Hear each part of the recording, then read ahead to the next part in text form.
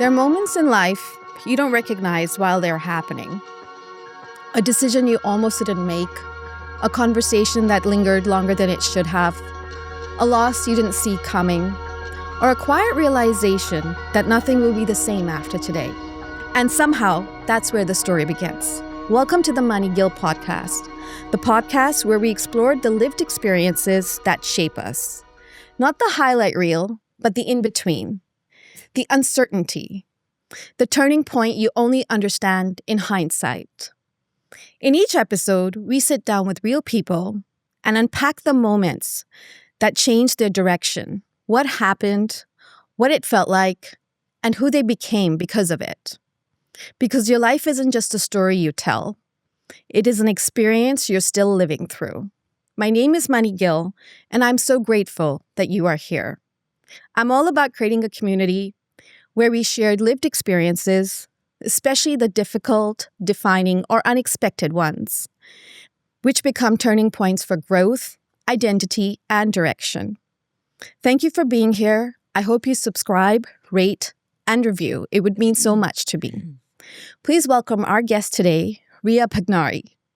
Riya Bhagnari is a registered professional engineer, bringing over 15 years of experience in program and project management within the fields of embedded systems, software validation, telecommunications, and industrial electronics.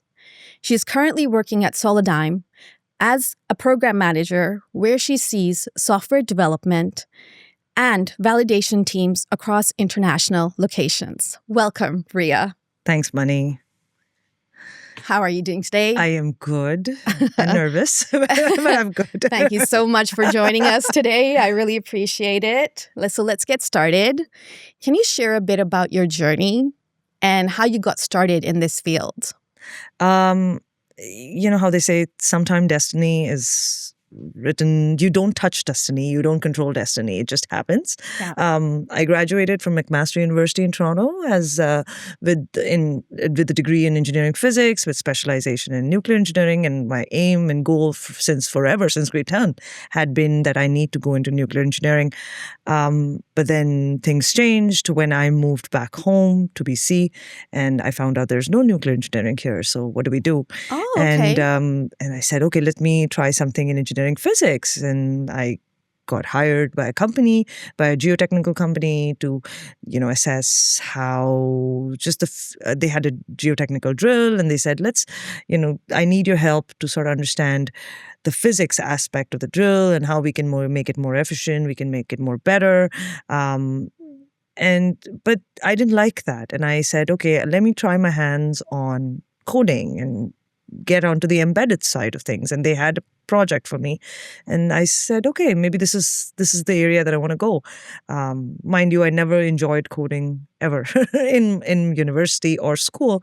So this was interesting. And ever since then, it's been history. And that's why I'll say that, we do start off in our journey thinking we're going to go a certain way. Yeah. But life has its own plan, letting us know that, we want to do this, but life is saying, hey, wait a second, this is what you actually need to be doing. No matter what you studied. Exactly, if right? This is something you hate, you got to go there. So what inspired you to pursue your career in engineering? Honestly, because I don't like art. I'm not creative in that sense. Okay. For me, it has to be either black or white. Okay. Right? It's never gray.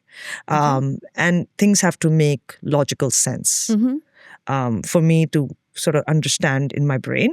Okay. And that's why I would have loved to do biology. I would have loved to do, something in medicine, but physics just called me, and I said, okay, this is something that I want to pursue, and nuclear engineering is the way to go. And personally, physics is the one thing I never got. So hats off to you. I mean, I loved biology, no doubt, but chemistry and physics just went over my head. So that's something I do. And I still enjoy reading about it. It's but again, it makes sense. Yeah. And that's why I did engineering. Okay. And And in what you said, you went to McMaster University. So what was your educational background in terms of, did you do a 4-year degree and then you did your master's there? Yeah, so I did a 4-year degree with co-op experience at Ontario Power Generation and Bruce Power for about 2 years or so. And then I graduated around 2012 and yeah. Okay, and then from there. Yeah. So you did find a job in Toronto before you moved here. That's right. I was working in Toronto. And was that job equivalent to what you did in your degree? That's right. Okay. I was interning for nuclear power generation plants. And I was working there for about 2 years or so. Okay. And then what made you want to move to BC? Home. Family. Okay. So I introduced that you currently work at Solidigm. Could you tell me a little bit more about the company that you work at?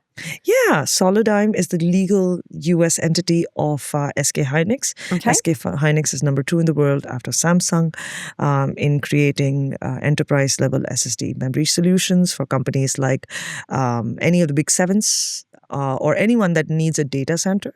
Okay. And how it works in very, very layman terms is that a company would go to a company like SK Hynix and say, we need an SSD memory solution.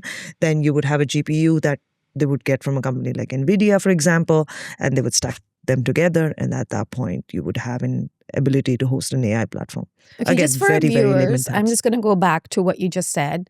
So when you said the G7 companies, what would those be? Don't give me all of them, but give me 1 or 2. Yeah, Apple, Google, Microsoft, so the big Amazon. And when you say data centers, are they like physical centers that are located from place to place, or is it just more virtual? No. Data centers are these big warehouses that house these thousands of servers that collectively allow our version of ChatGPT or Claude or anything that houses an AI platform. So you hear news that these data centers are taking a lot of energy. There's water resources to cool these systems down. Okay. Yeah, you've got these data servers. And do we have these data centers here in Canada? Yeah, we have in Nanaimo, we have in Alberta, we have some in Ontario, quite a few in the US. And as I'm getting is these data centers are only getting bigger and bigger? They're getting huge. They're getting huge. Okay. So where is the head office located for Solidigm? So Solidigm's head office is located in Rancho Cordova in California. Okay. And it has 13 global locations. Okay. That's right. So what is your role within this company? So I aid in program management for firmware validation. Okay. So what that means is when you see an SSD is essentially a solid state drive. Think of it as a storage solution. And back in olden days, you would have a PC, you would have a system, you would have a hard disk, you would have a physical hard disk. Now things have changed and you would have semiconductors that hold data for you. And these are called NAND drives. Okay. And NAND, just in simple terms, is not and. Okay. And it is just floating gates that store data that you do not need on a relatively quick basis. You need them quickly, but you don't need to. They're limited by the write and read operations. So you need the data, but it's not as it's not cached as much. Okay. So is SSD also looked at as a hard drive, or is it more of a essentially soft no, SSD is essentially a hard drive. Okay. And then you would have a variety of sizes, types, whether you want, a single cell bit, or you would have. So this was just something that I would like to ask, since I was doing research on your company at that point, is, okay, so a company comes in and says, this is what I need right now in terms of capacity of space. And then 2-3 years down the line, they need more. Yeah. So is there a way of adding more for them? Or is that just a new drive altogether that would be given? It's a new drive altogether. Okay, so there's no way of adding more space into that? No, the market is huge for Okay. memory at this point, right? Okay. And things are moving so quickly in terms of technology and innovation that 3 years old is something 3 years old is pretty old. Okay, something Right. 3 years Our old. Okay. warranties are usually 5 years Okay. because we cannot guarantee anything more than 5 years, right? So it just makes sense to give them a better model, faster model that can Because the store update more. is happening so fast. So you That's want to give right. them the That's updated right. version. That's right. Okay. And it's cheaper to buy a new version than buying getting an it old. updated. But Yeah. can it be updated in terms of space capacity? No. No, it Once can't. it's designed, it's designed. It's designed. Okay, That's so right. it just has that much capacity. That's right. So once that's overloaded, exactly. there's always just a new option. Yeah. So you're limited by the type of semiconductor that is powering these devices, right? You could have, so think of it like a big block, and then you've got these mini boxes in there, and then they're serially aligned, Right. and you're accessing data serially from there. So whether you have 5 bits of data in one box, which is something new that's coming out in the market now, it's called a Penta PLC, or you have these 4 bits in one box, or 2 bits, or 3 bits, 1 bit, that's the cost you're paying for. Okay. Is how much density of data are you storing? Okay. Right? Every time you read a data, right, it's expensive. It's wearing out the drive. Yes. Right. Yeah. So, so think of it that way. It's a little complex when you come to enterprise levels. It's not like your phones or that you're constantly accessing. But when it comes to data centers, you've got to really have a long-term vision of how things are being utilized and how drives are being stressed. Even when we come up and say, we have a 5-year warranty. Yeah. We have to guarantee something that we personally don't know the operation because we are launching products so quickly ourselves. Right. How do you guarantee something 5 years from now when we have not looked at the product 5 years from now, right? So you yourself are not aware of what's going to come in the next 5 years. Yes, so it's like it's an adverse effect, or you would say a moral hazard in economic terms, right? Okay. But it is a market of lemons, and you basically, everyone is trying to vouch for whether it's Samsung or SK Hynix or Solena. Everyone is trying to get a piece of the market, and the one who gets the data centers, the most data centers, is now the dominant player, reaching the critical mass, right? That's how. And are these companies your competitors? They are. And could you please repeat the names again? Which Samsung, SK Hynix, Micron, any of these companies. And these are your direct competitors in terms competitors. of... Okay, all right. Could you explain to our listeners what are embedded systems? So embedded systems is anything, any application that has a computer within itself. So you would look at your smartwatch, or you would look at your thermostat, or you would look at your refrigerator these days, right? You've got a computer within a computer, right? Yes, that's right. So there's something where you press a button, and even in your laptop, you've got an operating system, right? Everyone keeps saying, I have a Windows laptop, or I have a Mac laptop, right? Yeah. What they don't understand is the operating system is a Windows and a Mac. But anytime you press a button and then you expect that it lights up, right? That's an embedded system.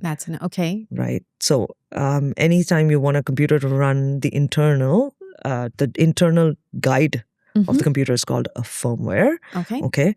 That's what tells it that if I press this button, I want this to light up. Or I want this press button, I want this to happen.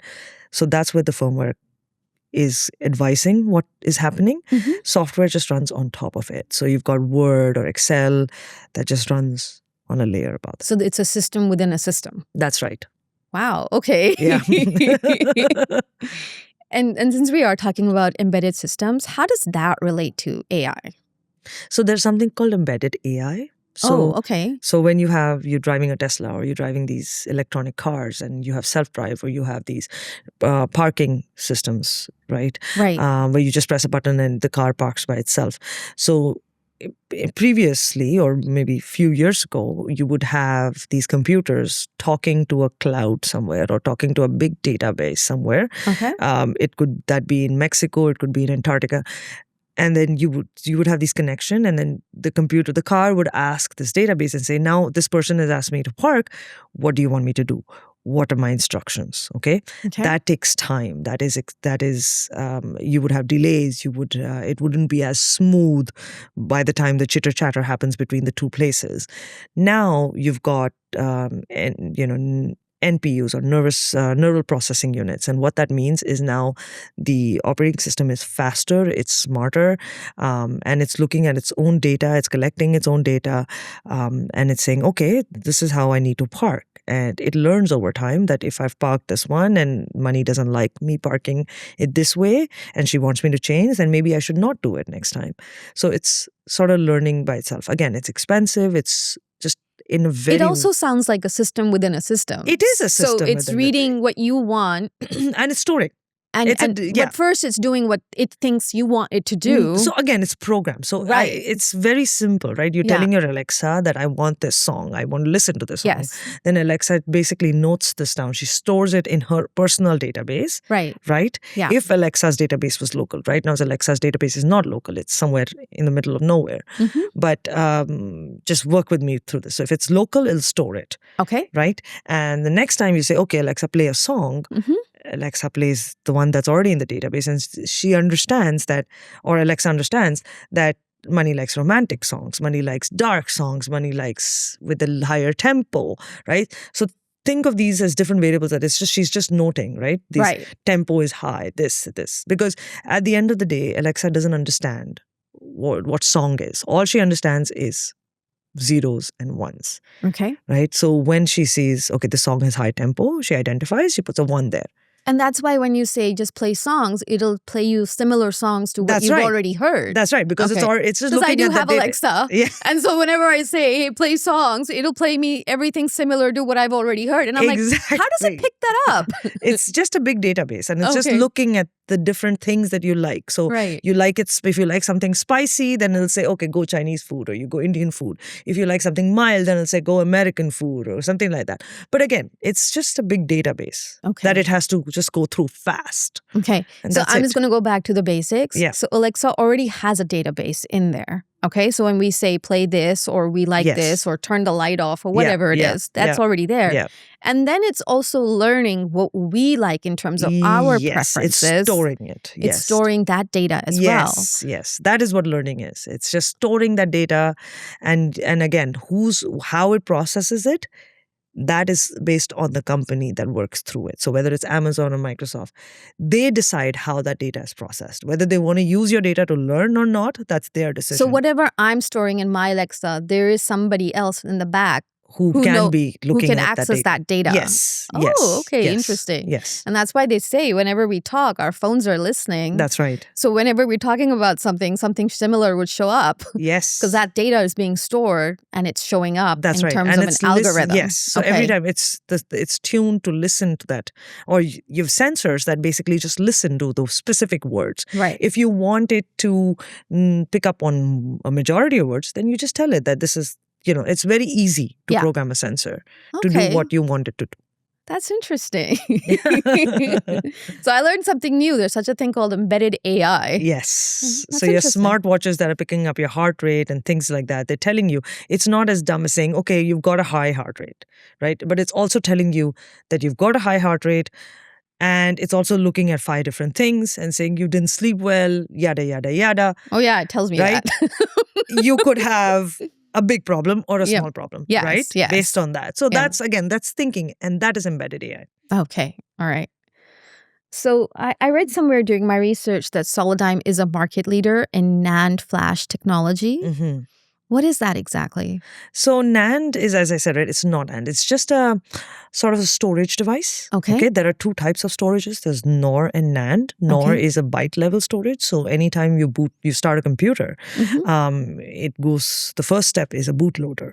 Okay. That essentially brings up the essential part of the computer, right? It says, okay, make sure how an operating system loads.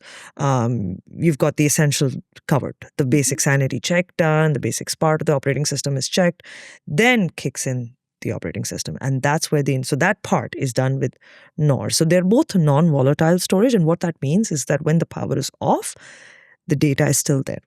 Okay. Okay, there's something called RAM. Yeah. which is a volatile. So if the power is off, the data is gone. So every time you store something, you click save on Word or something like that, it goes to NAND. Okay. Okay? Because when you turn off your computer and you bring it back on, that Word document still exists. Yes. Right? Which didn't used to happen back in the day. That's right, because everything... And back in the day, if you don't save it, it's gone. It's gone. Exactly. Right? So that does happen now. Is yes. I myself, when I don't save something, it'll still show up yes. in my document. And I'm like, wait, I didn't save that. Yeah. But so that's what it's called. NAND. So there are two things. So sometimes now there's something called cloud storage as well. Yeah. Okay. So there's EEPROM, where all your serial numbers, anything that's an embedded system, and wants to store something that you will absolutely never touch again. Okay. That's stored in something called EEPROM. Okay. NOR is something like a bootloader, which is very, very essential, and you need the code to actually go read that stuff, and that's what's stored in NOR. NAND is something which is fast, it's high density, you need that, you need these documents, that's there. But there's something called cloud storage, which is what happens with Microsoft 365 or anything like that. Your OneDrive, it's all stored on the cloud, so any information that you type is now stored on this big database in a big data center somewhere, and it gets stored in these servers. So when you say big database, are these NAND technologies usually used for bigger companies? That's right. For their storage? That's right. It's not in for your individual No. So use? when you say I want to store something on my device, then it stays in the NAND of your device. But if you don't want something stored on your device, then it goes on the cloud, which is what the default mostly is, right? Okay. And there is somebody back somewhere who can access the cloud. 100%. So there is somebody who can access all of that data. All of that data. All of that data. You can do it, whether they put security, encryption, of course they do all of that. Yeah. But at the back end, yes, you have engineers that can go in and access that data. Yes. And the data that you're accessing, the people are not even aware of that. Yes and no. Yes and no. Okay. Yes and no. Because again, there are levels of encryption that goes in, right? So Mani's name will be encrypted. It will be hashed.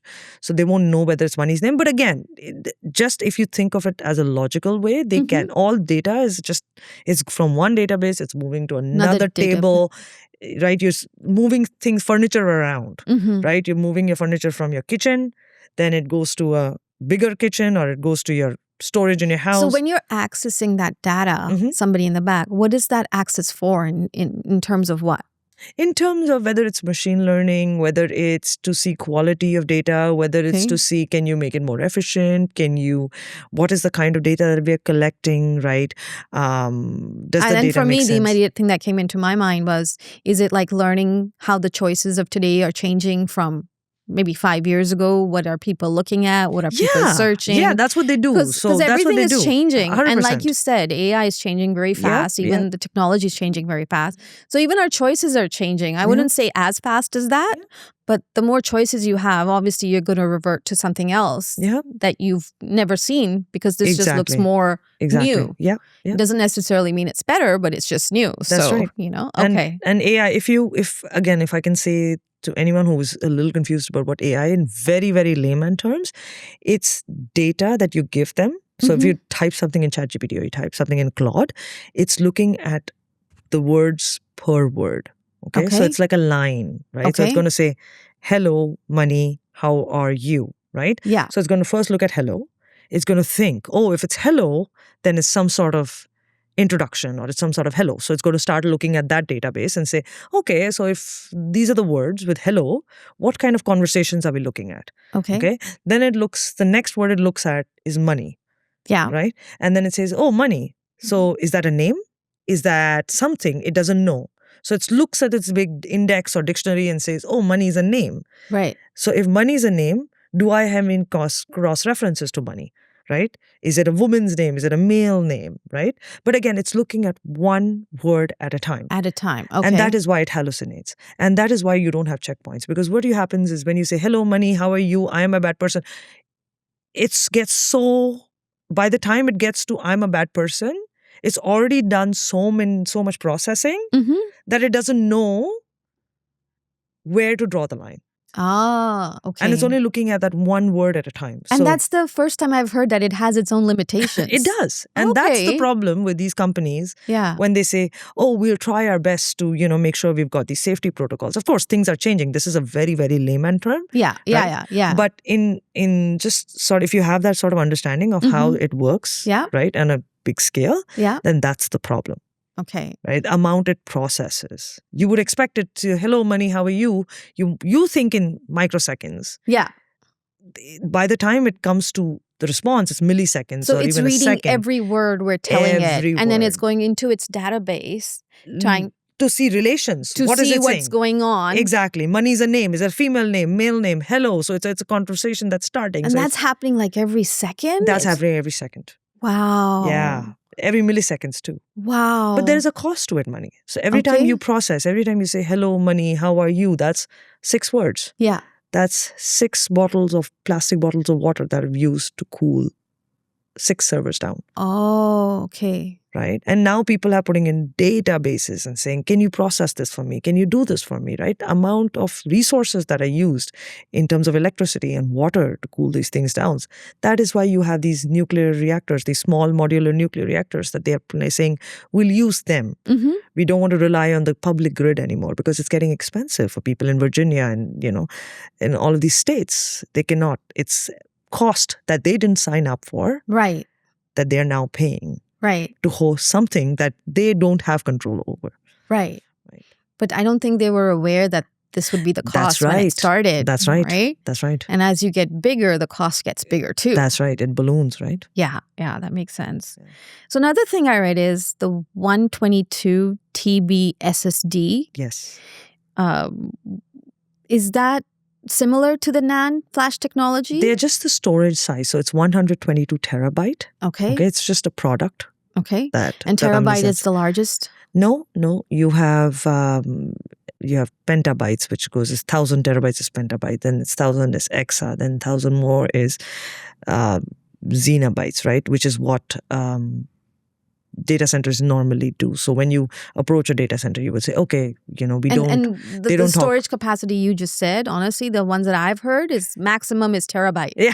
I haven't heard anything above that. But there's a lot. There's a lot. And is that in the newer context or has that always been there? No, it's always been there. We just never explored that much. You just never, because you didn't have to need that capacity. You didn't have the technology to get to that capacity. Yeah. Now there's something called Solidigm has a patented 4D solution that they do. Okay. What it is, you've previously in the olden times, you would have the semiconductor and you would have the peripheral circuits right next to each other. Okay.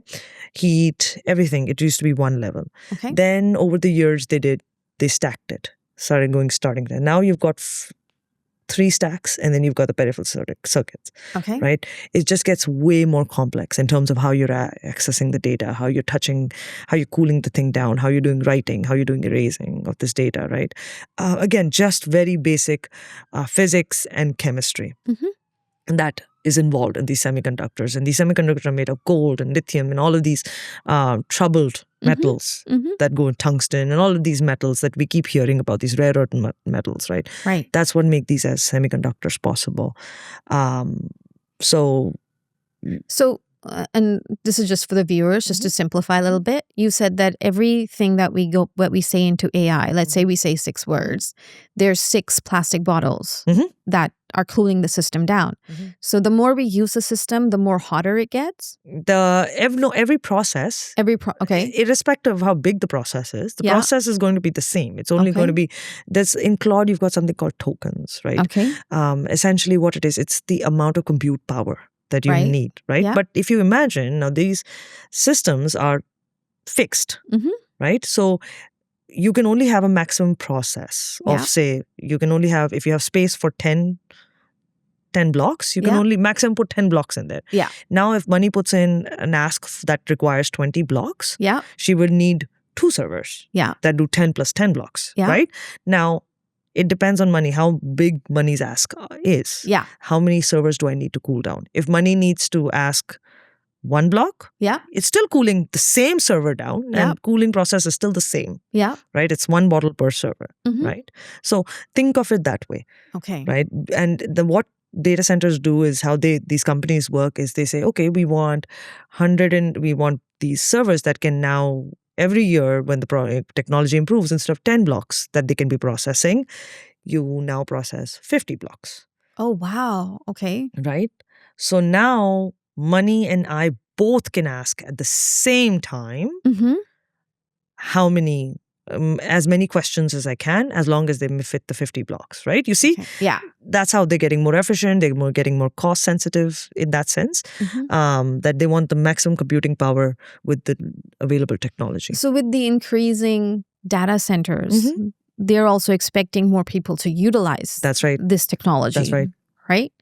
And so the more that we are utilizing this technology, the more it's actually learning on our preferences of what we want. Yes. So there's already an inbuilt system in there already. That's right. Then it's learning each and every one of our own preferences. Yes. So there's a data within a data. That's right. Wow. Yeah. And I always thought that we have the best technology, like the human being body, like our machinery is the best. It is. Right? I mean, we I always thought there's no competition between. So here's the thing. An AI will tell you what is there. Yeah. It's going to read something, but it'll never be able to tell you why it is there. Okay. Okay? Yeah. So it'll tell you 2 + 2 = 4, but it'll never tell you why 2 + 2 = 4. Okay. That's where we have an edge on AI so far. The more decisions we let AI take, it still won't answer the question. And why. I love that you brought this up, because right now, the average viewer would not know what the limitations of using artificial intelligence is. That's right. They don't know the cost that comes with it. We are just in awe saying, wow, there's this technology that can, hey, if I want somebody to create a newsletter for me, it'll do that. Yeah. I give it the prompt. If I want my resume to be created, it'll do that. That's right. But we don't know where the limitation is at this point. Yes. So we're just exploring, and there's really not a lot of people that are telling us that these are the limitations at this point. That's right. Maybe in the future, these won't be limitations anymore. Yeah. Maybe. Yeah. But right now, there are. Yeah. Right? And we need more people to bring that awareness. Right? Because whenever something new comes up, like I said, it's everybody wants to explore what's new. Yes. Because at one point we're just like bored of what's already there. So, yes. You know? Yes. And so I find that really good that you're sharing that with our viewers. Yeah. Because even when social media came in, everybody, like when they got a hold of it, everybody utilized it to a huge extent. Yes. Because it was something new. It was connecting us to people that were living across the world. Yes. And even though in the beginning everybody enjoyed it, that also had its limitations. That's right. People stopped talking to their near and dear. Right? Which they didn't see would happen later on. That's right. Right? That's right. And we don't know what's going to happen with AI, let's say 10 years from now. Exactly. Even though at some point, I know personally, I have had conversations about AI. There's a really mixed review of people saying it's still coming. Yeah. And then there's a mixed review, oh, no, it's already here. That's right. And then they're like, no, it's already been here. Where are you? Yeah. You're so behind. You don't know. So there's a lot of mixture of opinions when it comes to AI. And people also have a fear of which jobs is it going to take? What's going to happen to the market? Right? I mean, as you already know, there are a lot of online stores now where we don't actually have physical stores. Everybody's like, okay, we don't want to pay rent for this. We would rather just want you to come online, buy the product. If you don't like it, just send it back. Yeah. Right? Yeah. But we, especially me, I love going to a physical place, trying out something, and then being able to bring it. You know? So it's just a preference. Right? So if somebody hasn't seen that side, like the new generation that's coming in, for them, this is not new. This is what it is. Yeah. Yeah. Right? So there's a big gap between what people know about it at this point and some people who don't even know it at all. Yeah. But what makes that difference now at this point? I've learned quite a few things, that my preference has a cost too. Okay. Right? Yeah. So when you say I go to a store and I say I want to physically touch that cloth and I want to try it on. Yeah. It's 2 hours of your own time. Yes. Right? Yeah. It's the transportation that you spent to get to that store. Yeah. It's now the store has brick and mortar and it has employees. You want someone to talk to. You want to have, it adds up. Yes. Right? Yeah. So, and it's your opportunity cost, right? So either you go to that store and touch that blazer yourself. Yes. Or you go online, do the shopping in 30 seconds, or you have an AI bot that does the shopping for you. Yeah. Right? Yeah. And and now you can do something more productive. That So instead AI of, can actually pick that up for you? of course, easy. Based on your preferences, it'll give you what you're looking for. Yes. And then it'll just tell you this is what you can buy? Yes. Yes. I have not used that yet. But there are many companies that are investing in that. And in fact, I have already invested in it. Yeah. And where people, they don't even have to interact with the customer. It makes life so easy for them. Okay. They've got the database that they think that this is, so companies like Zara or companies like that, or Shein, for example, right? They have business cases that are built on that, where you go on Shein or you go on Temu, you click on something. Yeah. They're monitoring the click rate. Yes. Right? Yeah. And they have a very distinct model that this blazer can only be there for 2 weeks or even 10 days or even 5 days. Oh, okay. That's it. Okay. And then it's marketing. They're saying, oh, it's the last call. Oh, this is almost sold out and things like that. That's marketing. Yeah. But the business model is that they're monitoring what you like. They know your IP address. They're looking at what you're clicking on. That's right. Oh, okay. Now, their intelligence or their AI systems or their databases are now saying, okay, this is Mani. She's come back to us again the second time. Let's give her more blazers. She likes pink. Let's give her more pink. Okay. Right. So it's just one database. Now, if you don't go on the site yourself, and now you say, Claude, can you go buy me a blazer? Yeah. Right? Yeah. Claude is going to directly talk to this database at Shein, and boom, all you're going to see is pink blazers. Wow. Yeah. That's so cool. Yeah. So again, if you logically place it, it starts making sense. Making sense. Yeah. What am I doing if I go online versus if I go on the shop, right? How much money am I putting personally being there? Yeah. Instead, I could have, worked. No, I agree. Time is money. Time is money, right? So, whatever you're spending it on, that's you're either making it or you're not, right? Yeah, exactly. And I think as time goes by, I think that's becoming more and more evident that you need to know where you're spending most of your time. And what your preference means. Right. And I think people just don't understand what their preferences mean. Right. So if you want to go on Claude, you need to have a background knowledge that if I'm going on Claude and I'm asking this question, what does that mean? A, I'm losing my cognitive ability to answer this question myself, which I've been designed for billions of years and millions of years, right? I'm losing that cognitive ability. Yeah. And I'm also destroying my planet by, putting water bottles, and that water could have gone somewhere else, or that electricity could have gone somewhere else. Right. Right. But instead I chose to do that. And it's fine. If that's what you want, then that's fine. Yeah. Just be aware of what your preferences are and what is the cost of every preference that you have. Okay. That's very interesting. Yeah. So we'll talk a little bit about you now. Yes. Okay. What personal achievement are you proud of that many people don't know about in terms of your journey so far? First for me, I graduated from engineering physics. And, just at different aspects of life that I'm able to contribute to such an extent. I am healthy at this age. I feel the best I ever have at this point of life, right? I have 2 kids. I have a loving husband who support me in my journey, whatever my decision may be, right? I've decided to study again, to complete master's at my executive MBA at this age, which was lovely.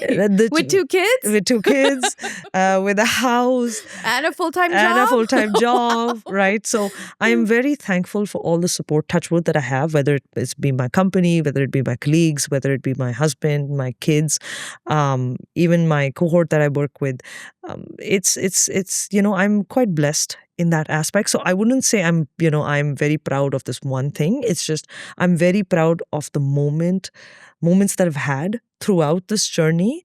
The accumulation of those and the good people that I've met who have supported me to get to this point. Yeah. Right. Wow. So I think it's proud that I am at this point because of them. Yeah. Right. So you said you're doing your master's. Is That's there right. a plan, what you plan to do after you're doing your master's?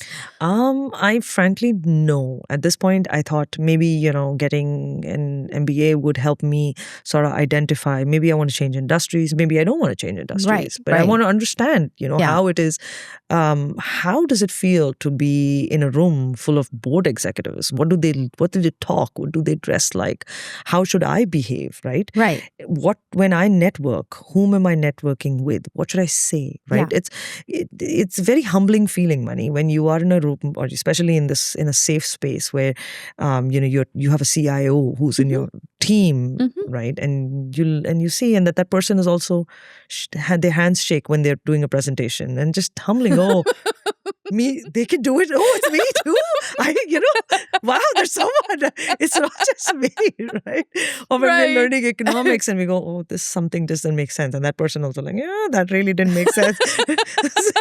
It's very humbling. Yes, I agree. Right? But if I had met this person, say in a meeting or an interview, I would be very, very nervous, right? I would think so highly of them, which I still do. But, there's this factor that now I understand. Yeah. Right? What are your pain points? Yeah. Right? How to address you and how to just treat you like a human and not a god. Yeah. Right? It makes me less nervous and makes them less nervous. No, I think that's great because I think learning is a lifelong process for sure. Yeah. And especially at the rate that things are changing right now. 100%. I think every individual needs to be there in terms of knowing what the changes are. Yes. Right? Yes. I have personally heard that there are courses available to learn AI that companies have actually had their employees go to learn what that is. And it's already been happening for a few years now. Yes.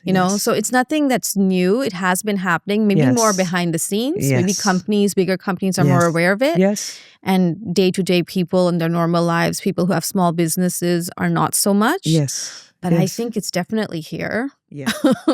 Yeah. And we just have to kind of adjust to what is here. Yes. Right. Yes. So I'm really glad you're here today to share that with our listeners. Right. So, and again, it's the knowledge, right? Yeah. The more you know, the more you're prepared for. Right. Exactly.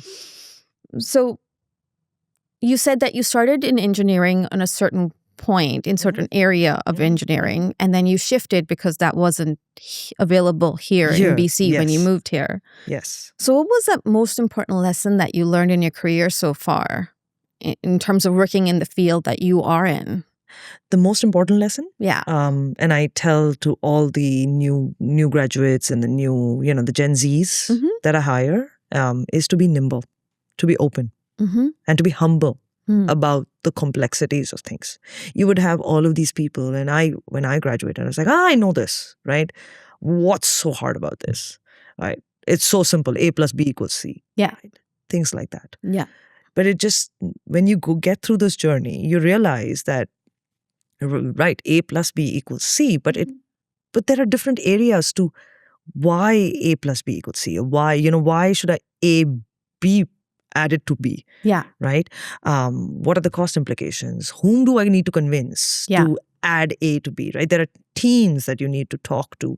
How do you communicate with people, right? Yeah. It's, to have an end-to-end vision of a problem in life, irrespective of whether it's engineering or science or medicine, doesn't matter.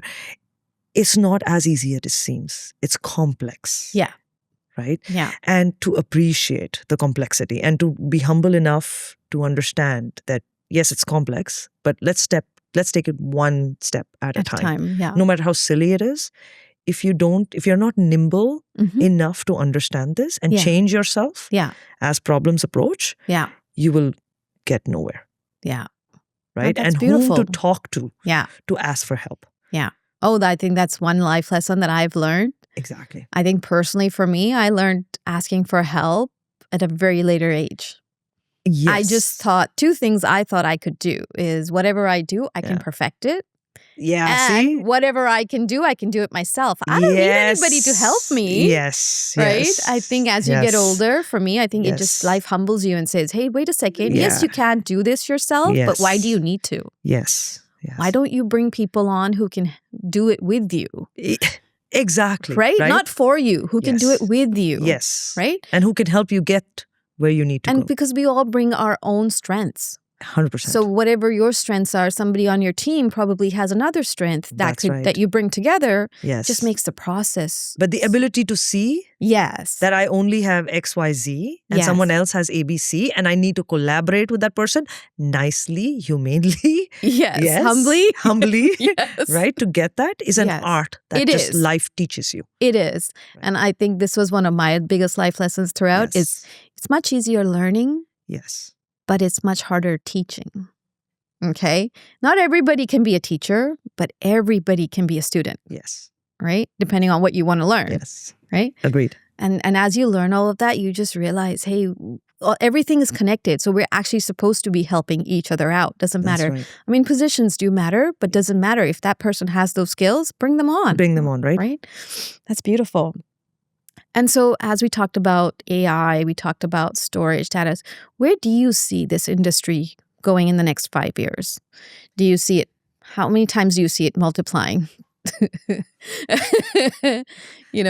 That is, I'm not sure, after your master's, are you still planning to do this? Do you see there's a bigger shift happening in the industry? You know what?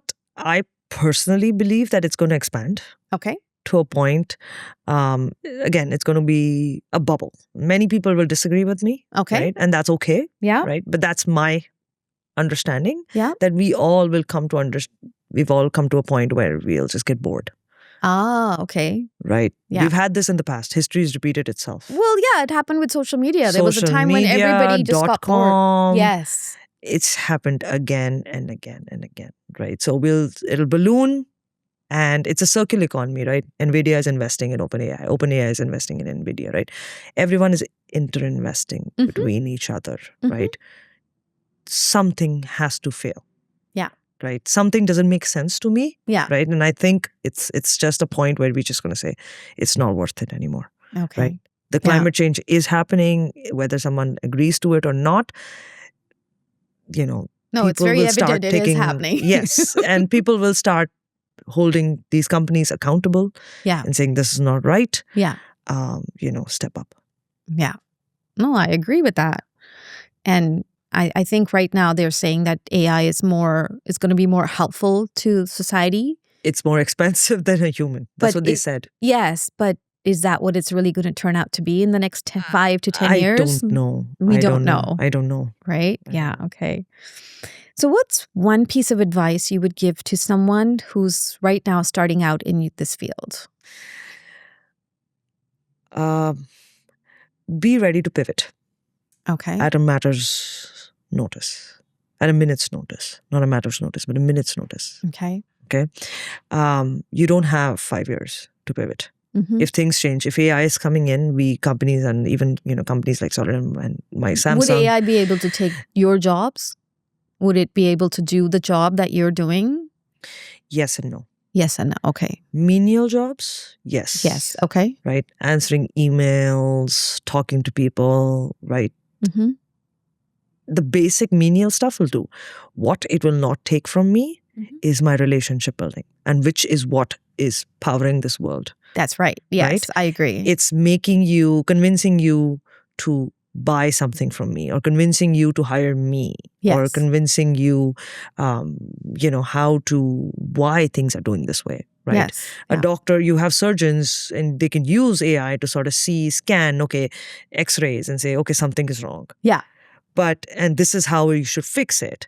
But you need a human surgeon to sort of say, is this the right direction or not? Because AI doesn't have emotion. It doesn't have emotion. It doesn't have the intricate details that a human being has. It's all about probability. Yes. Right? But humans don't work probability. Yes. Right? Humans are different. They are a species. They're a biological species. We don't survive on probability. Yes. Right? So. And I must say this to you. There are multiple times when I've gone on social media looking at videos, and it really makes me doubt, is this even real or is this just AI generated? Yeah, right? 100%. There are very few, even now, that says AI generated. That's right. Majority of them are, majority of them don't even say that on their posts. No. There's very few that are. Movies. Yes. Anytime. And so we don't really know what we are watching today, even if that is true or not. Exactly. Right? Exactly. And I actually don't know who's creating those AI generated posts So I used to be in real estate. So let me tell you this. I saw a video of a realtor a while back, and I thought it was the realtor.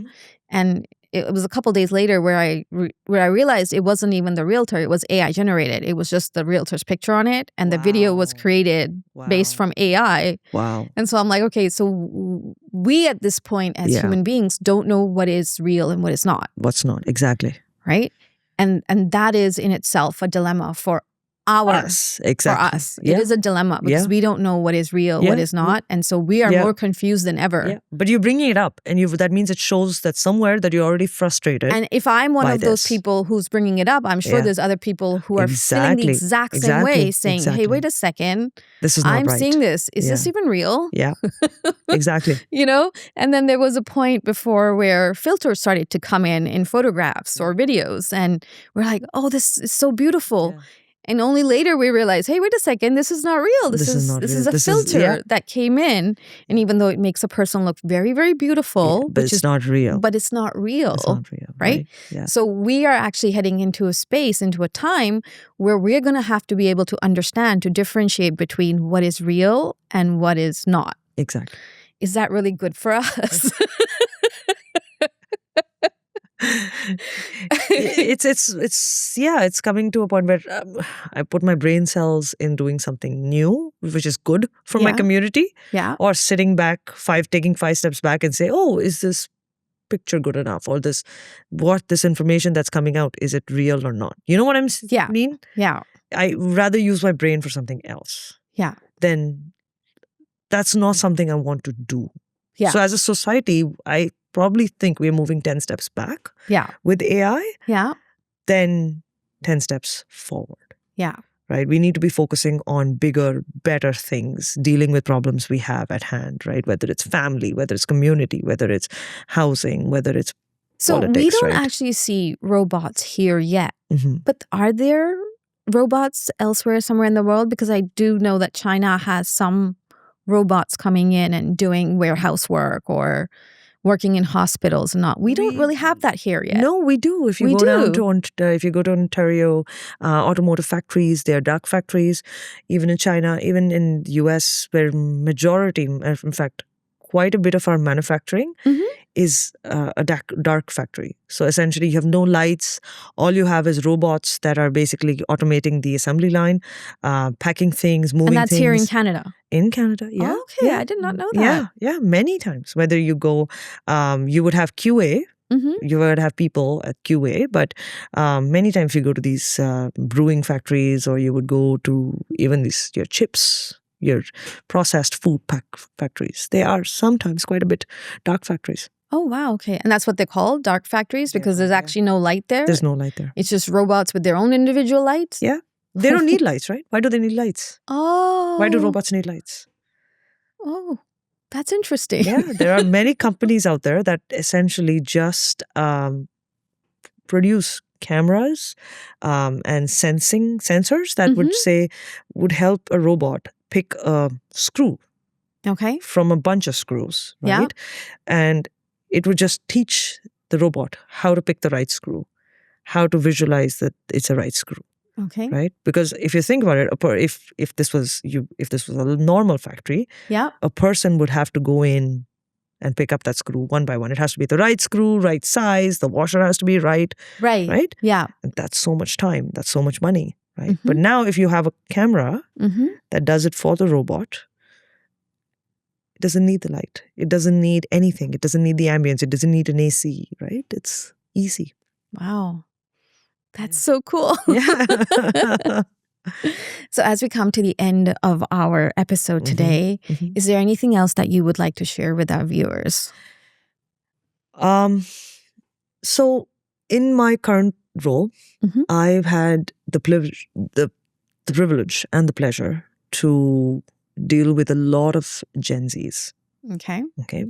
And I say this with a lot of respect. Yeah. There's a way they work that's not the same as we work. Right. They don't think the same way. Right. They don't behave the same way. Right. They don't understand. They don't perceive future the same way I do or you do. Okay. Right. And there is a lot of gap. Okay. that I don't understand, and people of my age, and we don't understand how to address that gap. Okay. Okay, how to make them more productive, how to make them more efficient, right? So that the next generation can pick up the reins from where we are leaving it. Yeah. Right. So sort of understanding the value of things, right? That is somewhere lost in translation. Okay. And I'm worried that it will just get worse, generation over generation. So when my kids come to school or they come to the workforce, they won't know how life is without electricity, or how to live life, how to live life without a phone, things like that. And my only recommendation or my advice to these Gen Zs is understand what the previous generations survived on, or how they survived on, right? Understand from them. And of course, there are pros and cons to this conversations, right? But my only advice is, if someone is starting out and someone is just wants to take up, and someone who's not in my age range, and I'm pretty old, but if someone is not in my age range, is just to, take a step back and learn from the previous generation. Yeah. Take a minute. Yeah. Right? Just like we're learning from them too. Right. But I mean, it's a give and take. Right? Exactly. But and I'm not saying Gen Zs are not, but we're just open to more of that. Exactly. Because that's just what we've seen growing up. Yeah, exactly. Is we learned so much from our parents. And now we're learning from our kids. Yeah. Right? And we're the only generation that's learning from both of them. Right? Which is hard. Without even a book to guide us how to learn. That's what I said. It's easier learning, but our learning never stops. It just keeps going. And then there are moments where like, when is somebody going to learn? Exactly. Well, thank you for that. Thank you. I would just like to take this time to thank you for being here, and for our listeners, for listening to us and giving us the opportunity to be here to share this information. Please keep watching this channel for new and exciting content. I look forward to creating new content with you. Thank you so much. Bye-bye.